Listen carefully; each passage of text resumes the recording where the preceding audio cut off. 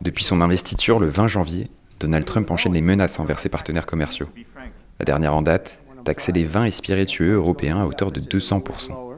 Nous avons interrogé Pierre-Romain Thionnet, membre du groupe Patriotes pour l'Europe et de la Commission des Affaires étrangères de l'UE. C'est pas pour relativiser ce que va faire Trump, mais en fait Biden, déjà le mandat précédent, a déjà mis des lois protectionnistes très importantes. La plus importante, c'est l'IRA, l'Inflation Reduction Act.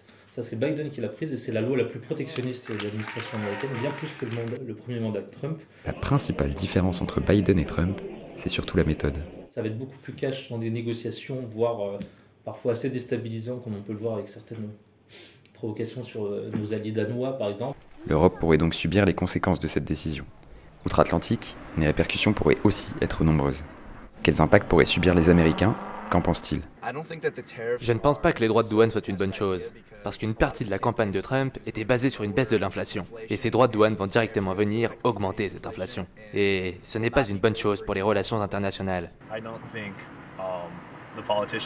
Je ne pense pas que les politiciens auraient le courage de démarrer une guerre économique. Ça ne ferait que nuire à l'Europe et aux États-Unis. Mais les producteurs de vin sont les premiers à trinquer de ces décisions. Déjà taxés de 2018 à 2020, David Lelièvre, producteur de Côte de Toul, exporte à hauteur de 30% aux États-Unis. Pour moi, c'est transparent puisque c'est pas moi qui suis en charge de l'importation. Ce sont mes clients qui vont se charger de dédouaner.